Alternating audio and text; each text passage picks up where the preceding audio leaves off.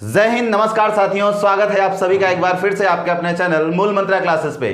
तो प्यारे दोस्तों, आप सभी को 26 जनवरी गणतंत्र दिवस के हार्दिक शुभकामनाएं। और आज हम आपके लिए इस गणतंत्र दिवस पे एक बेहतरीन आप लोग के लिए बैच लेकर आ रहे हैं, जो कि आपका ये पूरा CHSL के लिए और SSC MTS के लिए पूरा बैच चलाया जाएगा।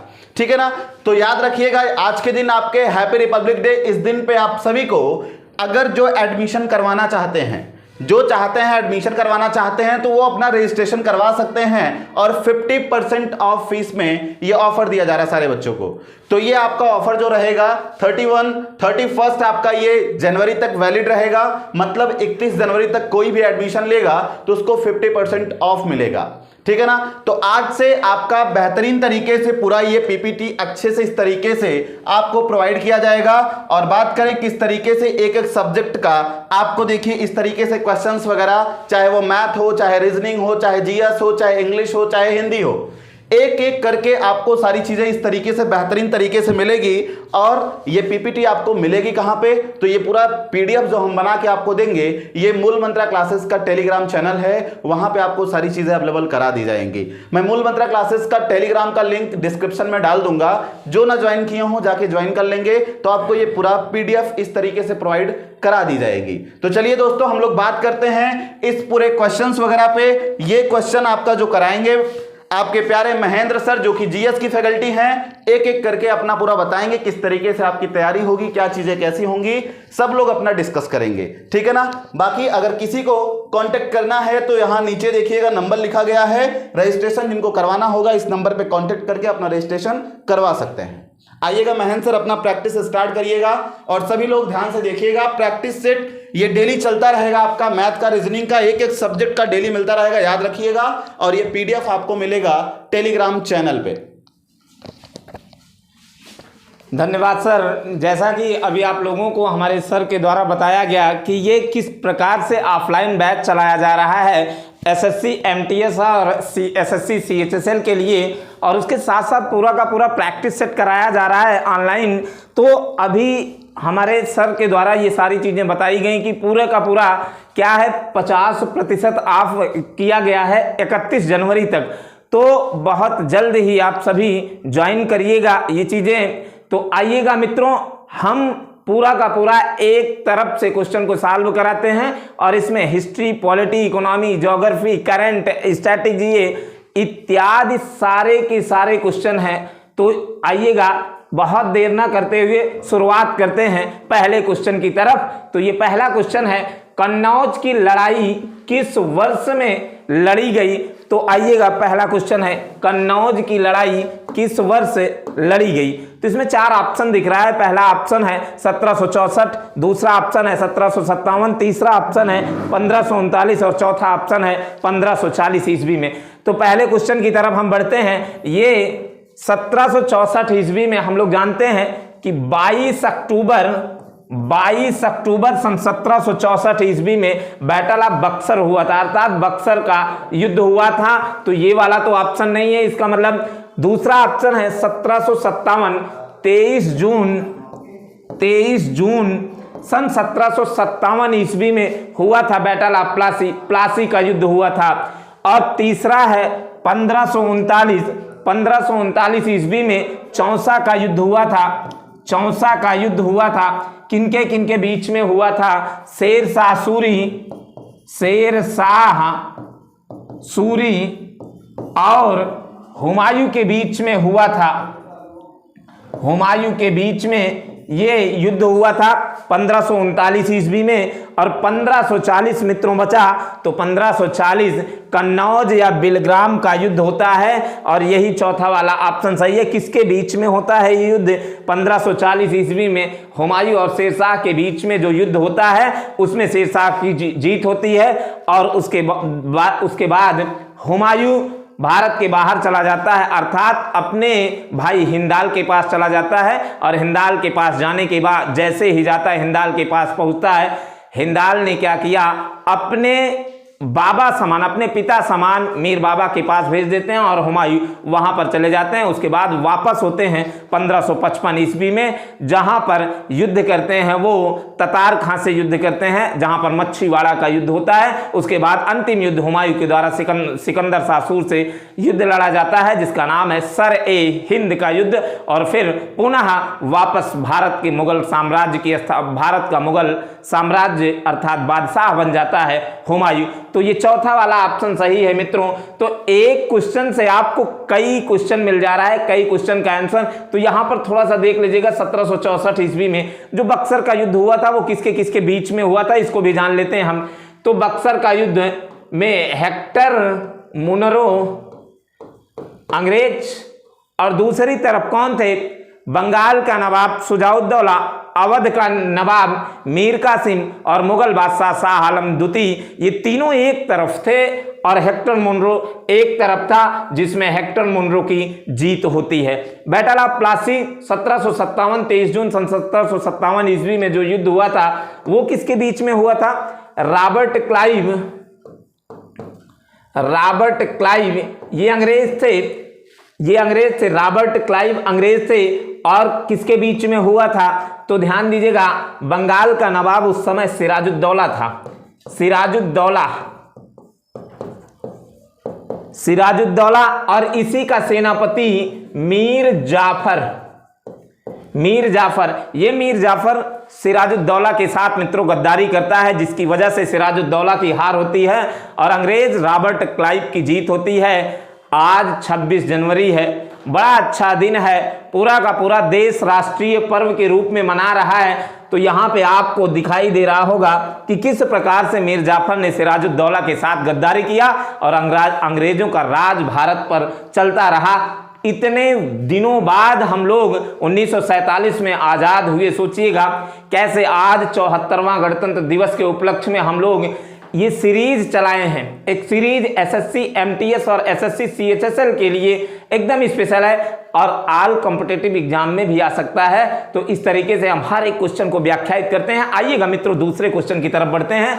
दूसरे क्वेश्चन में क्या कह रहा है, दूसरा क्वेश्चन क्या है, तो ये दूसरा क्वेश्चन आपके स्क्रीन पे आया है। तो ये दूसरा क्वेश्चन है, क्या है ये दूसरा क्वेश्चन, ये क्या कह रहा है, ये कह रहा है कि तुगलक वंश का शासन काल कब था। तो तुगलक वंश का आइएगा जरा हम बात करते हैं 1320 से 14 की बात करते हैं। 1320 से 14 तो मित्रों हम लोग जानते हैं कि सल्तनत काल जब चल रहा था तो उसमें पहला वंश था गुलाम वंश, दूसरा खिलजी, तीसरा तुगलक, फिर सैयद, फिर लोधी वंश। हम चारों को व्याख्यायित कर रहे हैं, यहाँ पर चारों वंशों की हम बात करते हैं, 5 वंशों की बात करते हैं, लेकिन यहाँ पे ऑप्शन में 4 है मित्रों। तो चारों की अलग अलग वंशावली, अलग अलग काल है। तो 1320 से 14 की अगर हम बात करें तो यही मित्रों तुगलक वंश का काल है और जिसका संस्थापक गयासुद्दीन तुगलक माना जाता है। और उसके बाद मोहम्मद बिन तुगलक, फिरोज शाह तुगलक आते हैं, जिसमें मोहम्मद बिन तुगलक को सबसे पढ़ा लिखा और सबसे मूर्ख व्यक्ति माना जाता था। तो ये 1320 से 14 के बीच में ये शासनकाल तुगलक वंश का था।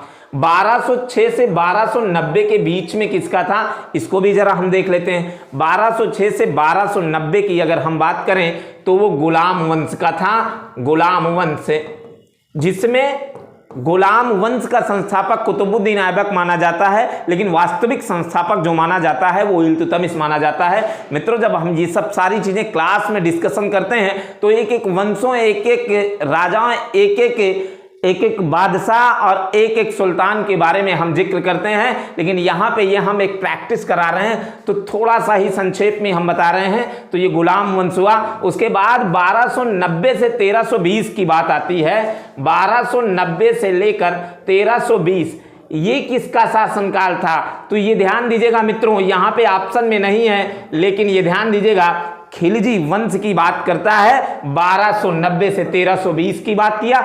उसके बाद मित्रों ये 1320, यहाँ पे और चीजें ये देखिएगा, ये कह रहा है कि 1539 से ये उल्टा हो गया है मित्रों।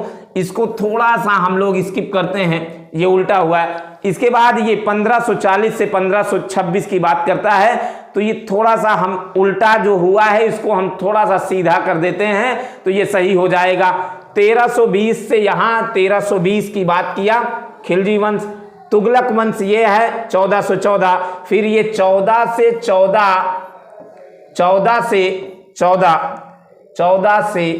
14 की बात करता है, जरा देखिएगा 14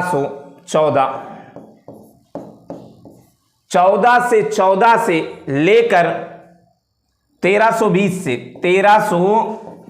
से 1414 की बात करता है, तो तुगलक हुआ, गुलाम हुआ, खिलजी हुआ, उसके बाद आ जाता है कौन सा वंश? सैयद वंश। ऑप्शन में ये होना चाहिए था मित्र, लेकिन हुआ क्या है यहाँ पर, तो ये आपको पता ही है कि तुगलक वंश कब से कब है, तो यहाँ पर हमने करा ही दिया है। उसके बाद फिर आ जाता है, उसके बाद फिर आया क्या? ये 1540 नहीं है, 1540 नहीं है। तो ये मित्रों थोड़ा सा यहाँ पे ये चीज़ें हुई थी कि थोड़ा सा ये चीज़ें गलत हो गई थी। ये चीज़ें हम ये चाह रहे थे कि यहाँ पर ये चीज़ें आपको दिखे, इससे आपका वंश तैयार हो जाए पूरा का पूरा। तो जैसा कि हमने बताया अभी आपको कि ये आपका गुलाम वंश है, ये आपका गुलाम वंश है 1206 से 1290। उसके बाद 1290 से 1320 के बीच में खिलजी वंश आ जाता है, फिर 1320 से 1414 तुगलक वंश आ जाता है, जो कि यहाँ पर आपको पूछा गया है। फिर सैयद वंश 14 से 1451 की बात करता है, ये सैयद वंश है, ये सैयद वंश है। उसके बाद फिर आ जाता है लोदी वंश, जो सल्तनत काल का अंतिम वंश माना जाता है, तो 1451 से 1526 की बात करता है लोदी वंश, जहां पर अंतिम सुल्तान इब्राहिम लोदी की हत्या इब्राहिम लोदी से लड़ाई होती है, पानीपत की प्रथम युद्ध, जिसमें बाबर इब्राहिम लोदी को पराजित कर देता है और सल्तनत काल का अंत हो जाता है। तो मित्रों इस ऑप्शन पर नहीं जाना था, ये चीजें नहीं जाना था, बस ये पूछा था तो ये वाला सही था। लेकिन हम ये चाह रहे थे कि ये जो ऑप्शन में है इसको थोड़ा सा और हम डिटेल में कर दें ताकि आपका तैयार भी हो जाए। तो आइएगा आप तीसरे क्वेश्चन की तरफ मित्र हम बढ़ते हैं। तो तीसरा क्वेश्चन क्या कहता है इसकी हम बात करते हैं। तो ये तीसरा क्वेश्चन है। तीसरा क्वेश्चन क्या पूछ रहा है? तीसरा क्वेश्चन पूछ रहा है कि ये तीसरा क्वेश्चन है poverty and un British rule in India के लेखक कौन है? बहुत बार पूछा गया है मित्र ये क्वेश्चन है। तो आइएगा, कह रहा है poverty and un British rule in India के लेखक कौन है? तो यहां पे ध्यान दीजिएगा, एडम स्मिथ की पुस्तक है एक wealth of nation, wealth of nation, wealth of nation, wealth of nation, wealth of nation. Adam Smith जिसे माना जाता है अर्थशास्त्र का पिता, अर्थशास्त्र का जनक माना जाता है, एडम स्मिथ को माना जाता है। इनकी ये पुस्तक है। पंडित जवाहरलाल नेहरू की एक पुस्तक है the discovery of India, Bharat एक खोज है। हिंदी में कहते हैं भारत एक खोज। ये इनकी पुस्तक का नाम है।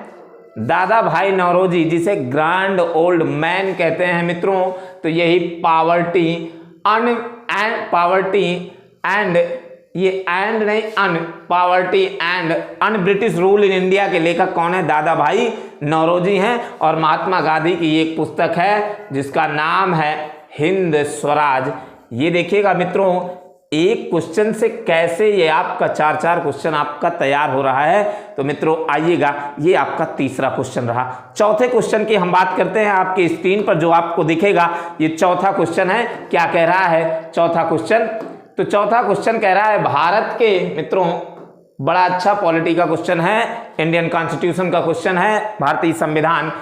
भारत के महान्यायवादी की नियुक्ति किसके द्वारा की जाती है मित्रों? तो इसमें दिया है प्रधानमंत्री, उपराष्ट्रपति, राष्ट्रपति और राज्यपाल। तो आइएगा, प्रधानमंत्री की मित्रों नियुक्ति राष्ट्रपति के द्वारा की जाती है, उपराष्ट्रपति, राष्ट्रपति। तो यहां पे पूछ रहा है क्वेश्चन में चौथा, भारत के महान्यायवादी की नियुक्ति किसके द्वारा की जाती है? तो राष्ट्रपति के द्वारा की जाती है। और ये भारत का महान्यायवादी का आर्टिकल पूछता है, आर्टिकल 76 है, बहुत इंपॉर्टेंट है ये। इसे हम इस महान्यायवादी को और किस नाम से जाना जाता है जरा देखिएगा।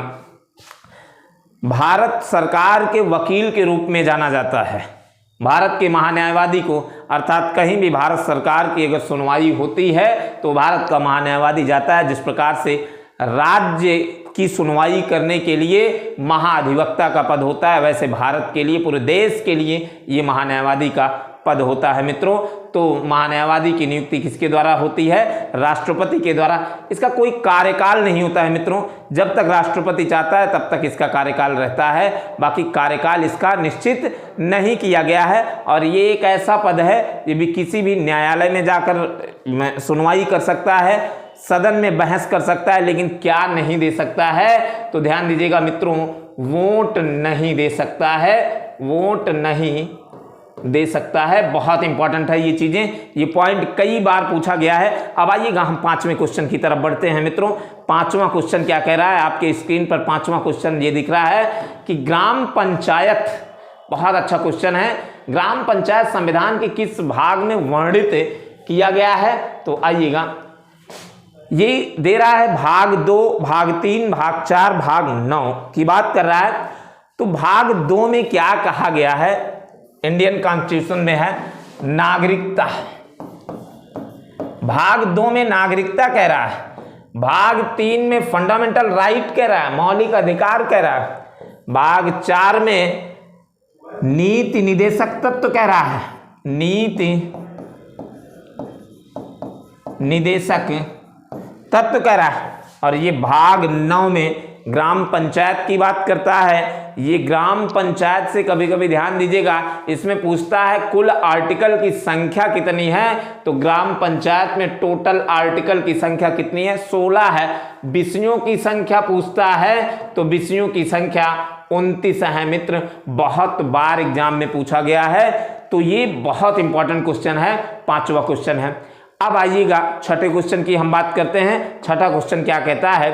तो छठा क्वेश्चन आपके स्क्रीन पर यह है कि पूछ रहा है छठा क्वेश्चन कि शिक्षा का अधिकार भारतीय संविधान के किस संशोधन के अंतर्गत जोड़ा गया? शिक्षा का अधिकार भारतीय संविधान के किस संशोधन के अंतर्गत जोड़ा गया? पहला ऑप्शन है 42वां संविधान संशोधन 1976, दूसरा है 44वां संविधान संशोधन 1978, 61वां संविधान संशोधन है 1989 और 86वां संविधान संशोधन है 2002। तो 42वां संविधान संशोधन 1976 के अंतर्गत समाजवादी, पंथनिरपेक्ष, अखंडता, ये 3 शब्द जोड़े गए थे। 44वां संविधान संशोधन के अंतर्गत संपत्ति के अधिकार को समाप्त किया गया। 61वां संविधान संशोधन में पहले वोट देने की उम्र 21 वर्ष थी, लेकिन घटाकर 18 वर्ष कर दी गई। ये वोट देने की उम्र की बात करता है। यहाँ पे 61वां संविधान संशोधन 1989 और 86वां संविधान संशोधन 2002 के अंतर्गत शिक्षा के अधिकार की बात करता है। तो ये छठे क्वेश्चन में डी वाला ऑप्शन सही है मित्रों। तो अब आइएगा हम 7वें क्वेश्चन की तरफ बढ़ते हैं। 7वां क्वेश्चन क्या कहता है? 7वां क्वेश्चन ये है कि 7वां क्वेश्चन पूछ रहा है कि मतदाता दिवस कब मनाया जाता है? मित्रों आइएगा, बड़ा इंपॉर्टेंट है। अभी जस्ट आज 26 जनवरी है और कल जो बीत गया कल वो 25 जनवरी था। तो मित्रों 25 जनवरी को मतदाता दिवस के रूप में मनाया जाता है।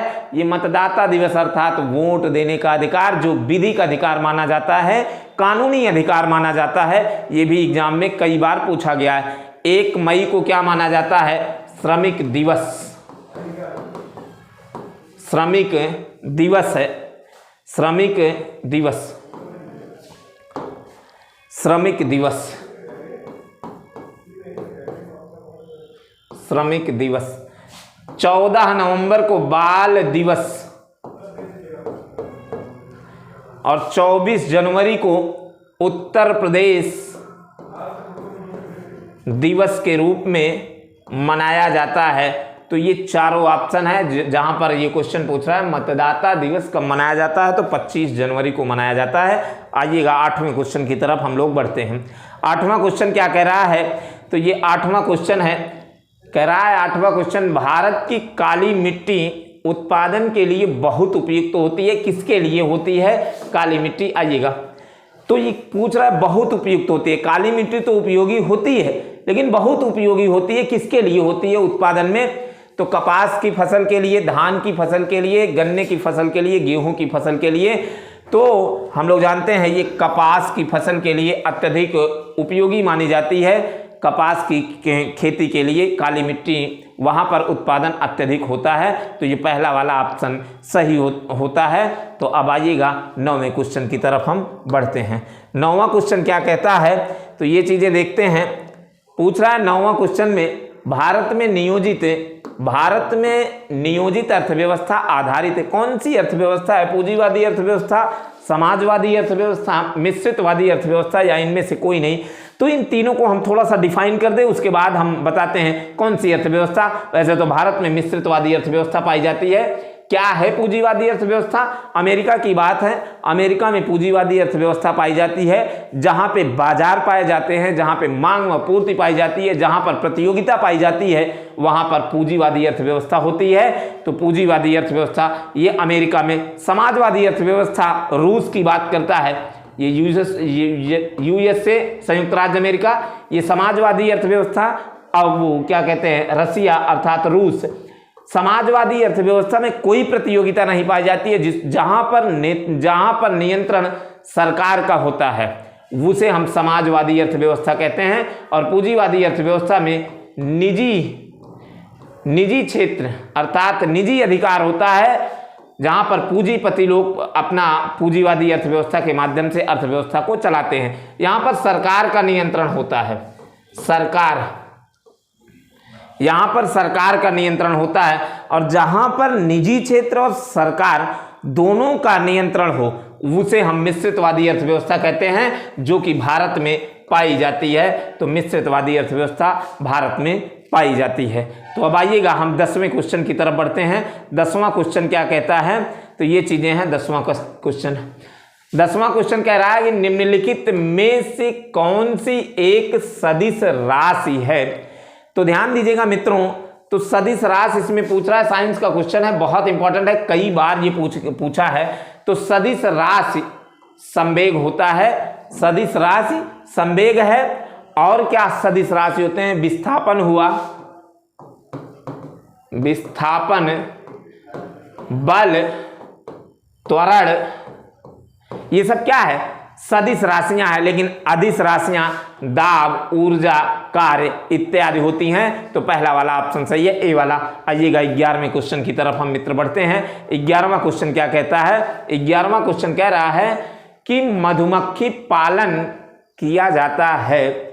ये बहुत बार ये सब एग्जाम में पूछे गए क्वेश्चन हैं, और जितने भी क्वेश्चन प्रीवियस ईयर में आए हुए हैं, चाहे वो जिस एग्जाम में हो, लेकिन ये एग्जाम के लिए बनाया गया है। कौन से एग्जाम? एमटीएस और एसएससी एमटीएस और एसएससी सीएचएसएल के लिए बनाया गया। अन्य एग्जामों में भी ये काम आएगा, चाहे वो जो एग्जाम हो। तो आइएगा, मधुमक्खी पालन किया जाता है। कहाँ से किया जाता है? ये किस चीज का अध्ययन करता है? तो सेरीकल्चर, रेशम कीट का अध्ययन करता है। फ्लोरिकल्चर फूलों का अध्ययन करता है। एपी कल्चर मित्र मधुमक्खी का अध्ययन करता है, मधुमक्खी पालन का अध्ययन करता है। तो सी वाला ऑप्शन सही है। पीसी कल्चर जो होता है वो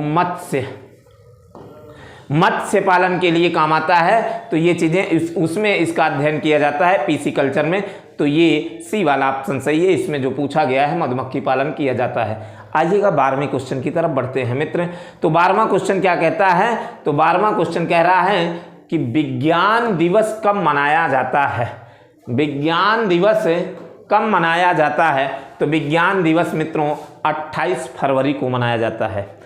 अगर बात करें 10 नवंबर की, तो 10 नवंबर को विश्व विज्ञान दिवस मनाया जाता है। ये तो रहा विज्ञान दिवस, लेकिन विश्व विज्ञान दिवस 10 नवंबर को मनाया जाता है। 16 सितंबर को ओजोन दिवस मनाया जाता है। 8 मार्च को अंतर्राष्ट्रीय महिला दिवस मनाया जाता है, अंतर्राष्ट्रीय महिला दिवस। मित्रों थोड़ा सा यहाँ पे राइटिंग की प्रॉब्लम है, लेकिन हमारी आवाज़ बहुत स्पष्ट हो रही होगी, उम्मीद करता हूँ। तो ये चीज़ें हैं, इससे आप नोट डाउन कर सकते हैं। तो अंतर्राष्ट्रीय महिला दिवस जो मनाया जाता है वो 8 मार्च को मनाया जाता है। अब बात करते हैं हम 13वें क्वेश्चन की, हम बात करते हैं 13वां क्वेश्चन क्या कह रहा है, ये चीज़ें देखते हैं कि ज्योग्राफी से ये क्वेश्चन आ रहा है। 13वां क्वेश्चन कह रहा है कि रिहंद बांध किस राज्य में स्थित है। बहुत बार एग्जाम में पूछा गया है। तो बिहार में नहीं है, पंजाब में नहीं है मित्र, रिहंद बांध उत्तर प्रदेश में है। अगर बात करें किस जिले में है, तो उत्तर प्रदेश के सोनभद्र जिले में स्थित है। ये चीजें हैं। अब बात करते हैं हम 14वें क्वेश्चन की। तो ये पिपरी नामक स्थान पर है रिहंद बांध। तो ये चीजें हैं। अब आइएगा हम 14वें क्वेश्चन की हम बात करते हैं। 14वां क्वेश्चन क्या कहता है, ये आपकी स्क्रीन पे है। 14वां क्वेश्चन कह रहा है किस शहर को भारत का मैनचेस्टर कहा जाता है। बहुत बार पूछा गया है मित्रों, आइएगा इसको भी हम देख लेते हैं। किस शहर को भारत का मैनचेस्टर कहा जाता है। तो अहमदाबाद को कहा जाता है, गुजरात राज्य में है। पहला वाला ऑप्शन सही है। लेकिन अगर बात करें तमिलनाडु को दक्षिण भारत का मैनचेस्टर कहा जाता है, जहां पर विशाखापट्टनम अर्थात दक्षिण क्षेत्र की बात करता है। अगर बात करें उत्तर प्रदेश की, तो उत्तर भारत का मैनचेस्टर उत्तर प्रदेश को कहा जाता है। लेकिन उत्तर प्रदेश में अगर बात करें किस जिले को कहा जाता है, तो कानपुर को कहा जाता है उत्तर भारत का मैनचेस्टर। उत्तर प्रदेश राज्य के कानपुर जिले को उत्तर भारत का मैनचेस्टर कहा जाता है। तो पहला वाला इसमें पूछा है किस शहर को भारत का मैनचेस्टर कहा जाता है, तो अहमदाबाद को कहा जाता है। अब बात करते हैं हम 15वें क्वेश्चन की बात करते हैं। 15वां क्वेश्चन क्या कहता है। 15वां क्वेश्चन ये कह रहा है कि मानव द्वारा बनाए गए उपग्रह स्थापित हैं। मानव द्वारा बनाए गए उपग्रह स्थापित होते हैं। कहाँ पर स्थापित होते हैं। कोई भी मानव द्वारा अगर उपग्रह बनाया जाता है तो वो आयन मंडल में स्थापित किया जाता है। अब और भी बात कर लेते हैं। क्षोभ मंडल, समताप मंडल, मध्य मंडल की हम बात करते हैं। तो क्षोभ मंडल में क्या चीजें पाई जाती हैं। क्षोभ मंडल में वर्षा अर्थात प्राकृतिक चीजों की बात की जाती है। प्राकृतिक चीजें पाई जाती हैं जिसमें वर्षा, आंधी, तूफान, कोहरा इत्यादि जो है वो कहाँ पाया जाता है, क्षोभ मंडल में पाया जाता है। समताप मंडल में क्या पाया जाता है, वायुयान के लिए बहुत अत्यधिक उपयुक्त माना जाता है समताप मंडल। मध्य मंडल किसके लिए होता है, मध्य मंडल उल्का पिंड यहाँ पर पाया जाता है। उल्का पिंड का मतलब टूटता हुआ तारे यहाँ पर मध्य मंडल में ही पाए जाते हैं। तो इसमें ये डी वाला ऑप्शन सही है 15वें नंबर में। अब आइएगा हम 16वें की बात करते हैं। 16वां क्वेश्चन कह रहा है कि 16वां क्वेश्चन ये कह रहा है कि भागीरथी तथा अलकनंदा नदियों का संगम निम्नलिखित में से कौन सा है। तो यहाँ पे ध्यान दीजिएगा, दिया है ऑप्शन देवप्रयाग, रुद्रप्रयाग, ब्रह्मप्रयाग, कर्णप्रयाग। तो ध्यान दीजिएगा यही भागीरथी अलकनंदा अर्थात नदियों का संगम जो होता है, नदियाँ कहाँ से बहती हैं, नाम की बात करता है। तो ये ऑप्शन में आपको दिख रहा होगा देवप्रयाग। तो देवप्रयाग ही इसमें संगम का, नदियों का संगम कहलाता है। भागीरथी और अलकनंदा जहाँ पर मिलते हैं उसे हम देवप्रयाग के नाम से जानते हैं। अब आइएगा हम 17वें क्वेश्चन की हम बात करते हैं। 17वां क्वेश्चन कह रहा है, क्या कहता है ये 17वां क्वेश्चन की अगर हम बात करें तो यहाँ पे अभी स्क्रीन पे, तो आइएगा मित्रों 17वां क्वेश्चन हम देखते हैं। ये कह रहा है 17वां क्वेश्चन, लूर भारत के किस राज्य का लोक नृत्य है। लूर ये कई बार एग्जाम में पूछा गया है। तो लूर की बात अगर करता है, लूर भारत के किस राज्य का लोक नृत्य है, तो लूर जो है वो हरियाणा का है। तो ये 17वां क्वेश्चन है। 18वें क्वेश्चन की हम बात करते हैं। 18वां क्वेश्चन क्या कह रहा है? ये 18वां क्वेश्चन कह रहा है कि प्रधानमंत्री मोदी जी 8 चीते किस देश से लाए थे? बड़ा अच्छा क्वेश्चन है, अभी करंट का है ये। प्रधानमंत्री मोदी जी 8 चीते किस देश से लाए थे? तो इसमें दिया है श्रीलंका, ऑस्ट्रेलिया, नामीबिया से लाए थे। नामीबिया, जिसमें 3 नर और 5 मादा थे। कूना अभ्यारण्य में ये चीजें डाले गए हैं, ये चीते जो कि 8 थे। तो कूना अभ्यारण्य कहाँ है? मध्य प्रदेश में है। तो ये चीजें हैं। तो 18वां क्वेश्चन हुआ ये। अब बात हम करते हैं 19वें क्वेश्चन की हम बात करते हैं। 19वां क्वेश्चन क्या कहता है? तो ये 19वां क्वेश्चन कह रहा है कि किस राज्य द्वारा मुख्यमंत्री आवासीय भूमि अधिकार योजना प्रारंभ की गई? इसमें कह रहा है किस राज्य द्वारा मुख्यमंत्री आवासीय भूमि अधिकार योजना प्रारंभ की गई? तो मध्य प्रदेश सरकार के द्वारा ये चीजें प्रारंभ की गई 2022 में। तो ये है आपके स्क्रीन पर चौथा ऑप्शन सही है। 20वें क्वेश्चन की हम बात करते हैं। 20वां क्वेश्चन क्या कह रहा है? 20वां क्वेश्चन कह रहा है कि हाल ही में कौन संयुक्त राज्य अमेरिका की पहली महिला सिख न्यायाधीश चुनी गई? तो इसमें पहला ऑप्शन है मनप्रीत मोनिका जैक्सन, अरुणा मिलल, इनमें से कोई नहीं। तो ये पहला वाला ऑप्शन सही है, मनप्रीत मोनिका ये पहली महिला सिख न्यायाधीश के रूप में चुनी गई। तो ये 20वां क्वेश्चन है आपका।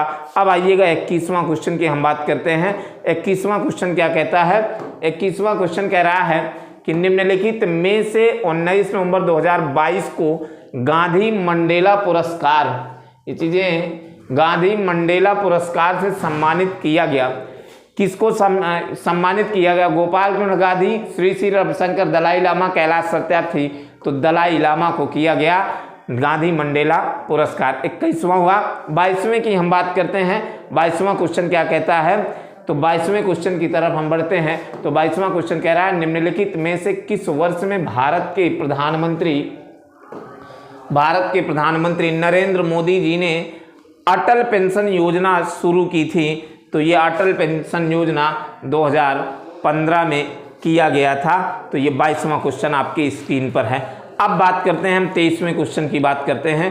23वां क्वेश्चन क्या कह रहा है? 23वां क्वेश्चन कह रहा है कि अंतर्राष्ट्रीय क्रिकेट परिषद ICC का चेयरमैन 12 नवंबर 2022 को किसे चुना गया? इसमें ऑप्शन में है सौरभ गांगुली, तवेंगा मुकहलानी, फिर सी वाला ऑप्शन कह रहा है ग्रेग बार्कले, फिर चौथा डी वाला ऑप्शन कह रहा है रिकी पॉन्टिंग। तो सी वाला ऑप्शन सही है, ग्रेग बार्कले को अंतर्राष्ट्रीय क्रिकेट परिषद ICC का चेयरमैन 12 नवंबर 2022 को चुना गया। तो ये 23वें क्वेश्चन में सी वाला ऑप्शन सही है। उसके बाद हम बात करते हैं 24वें क्वेश्चन की हम बात करते हैं। 24वां क्वेश्चन क्या कह रहा है? 24वां क्वेश्चन कह रहा है कि शांति स्वरूप भटनागर पुरस्कार निम्न में से किस विषय से संबंधित है? खेल से कि साहित्य से कि संगीत से कि या विज्ञान व प्रौद्योगिकी से? तो विज्ञान व प्रौद्योगिकी से शांति स्वरूप भटनागर पुरस्कार संबंधित है। अब बात करते हैं हम 25वें क्वेश्चन की हम बात करते हैं। 25वां क्वेश्चन क्या कहता है? 25वां क्वेश्चन बहुत अच्छा क्वेश्चन है, नोबेल पुरस्कार से संबंधित है ये।